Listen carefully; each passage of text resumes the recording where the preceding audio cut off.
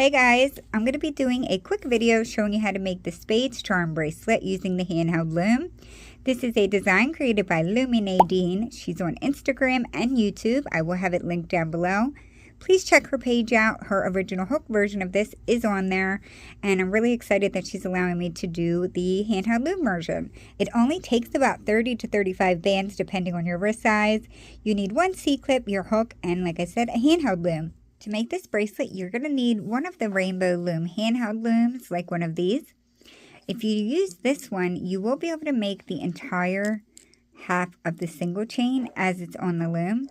But if you use this blue one, you will only be able to do a couple of the little links here. And then you'll have to either transfer it to 2 pins on the loom, or you would need to use like the auto loom or something. You're going to be able to make the charm and then about 3 of each side of the chains. It just will not have enough room to get all of the chains done.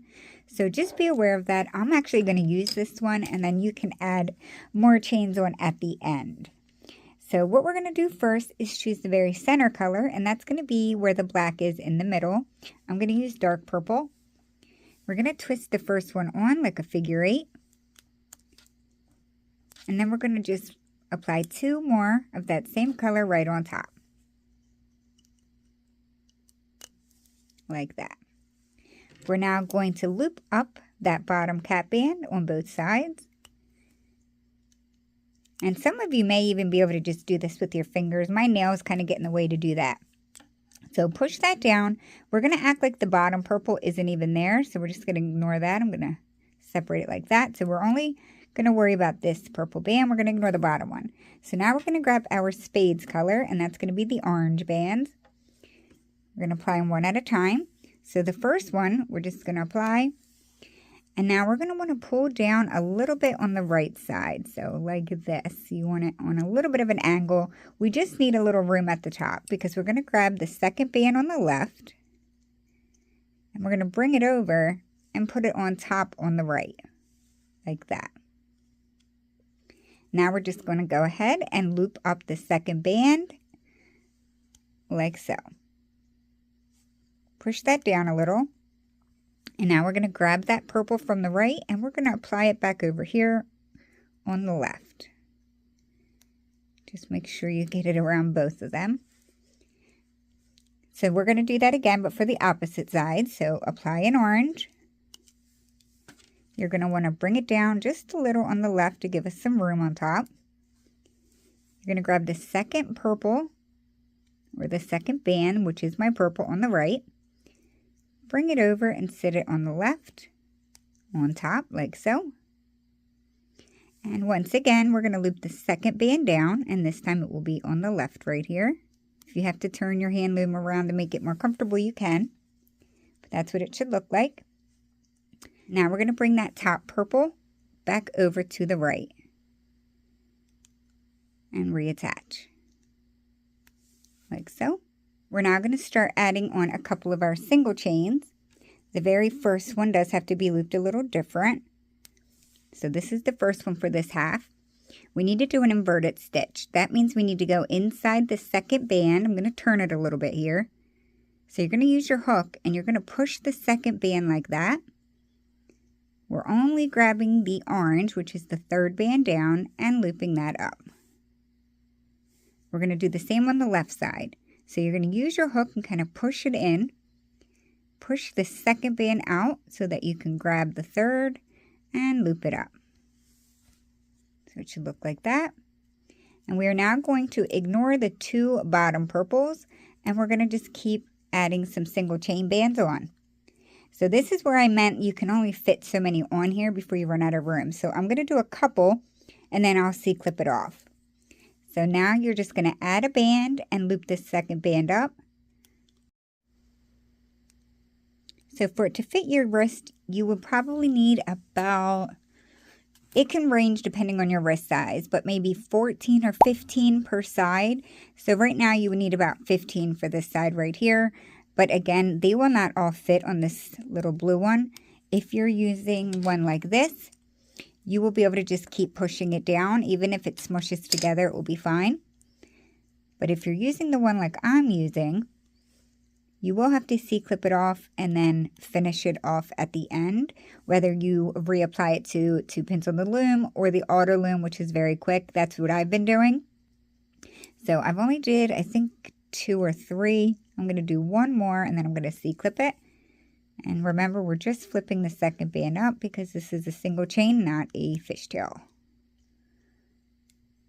All right, so we're now going to get both of the top bands on our hook like that, and we're going to C-clip it. I know it's a very small piece, but I'm sure everyone knows how to do a single chain. So go ahead and get that C-clipped. It would look like that now. So now you're going to want to push up the 2 bands that are on your loom and bring them up to the top of it. And now using your hook, we're just going to release the very top band. So I'm going to release the top one on the right and then on the left. I try to do it gently so I don't pull too much because it is all one band, and this is a very delicate design and it can distort very easily. So that's how it's looking right now. We just completed half of the design. So we are going to just flip the bracelet towards ourselves, or you can even flip it backwards. That might be better so it's not in our way. So flip it back, and we're now going to start making the second half. So we're going to start immediately with our spade color. So whatever color you used on the opposite side, we're going to lay that right on top. We're going to make a little room on the right side. We're going to grab the second band down on the left, bring it over and sit it on the pin on top on the right. We're now going to loop that second band up and over.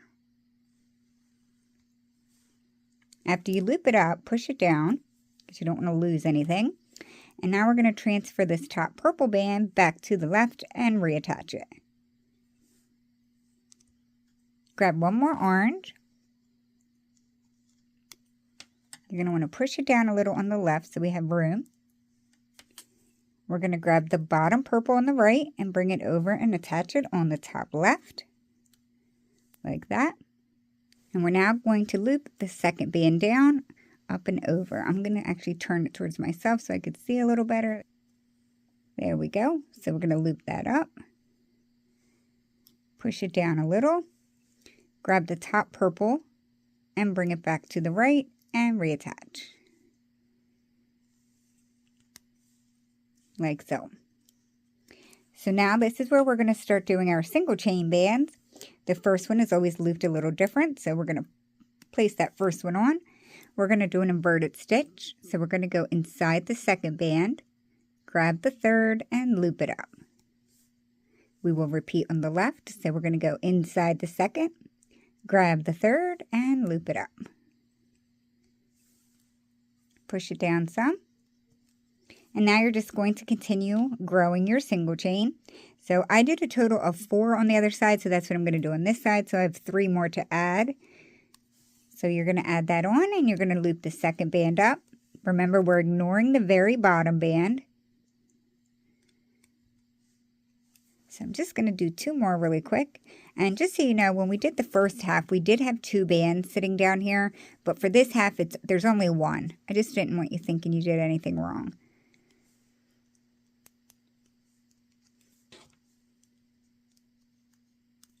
So after you've done a few of these single chains, this is if you're only using this blue loom because we run out of room.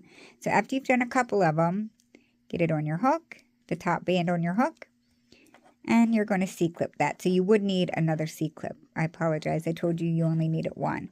So we will add another C-clip like that. And then you're going to push this towards the top.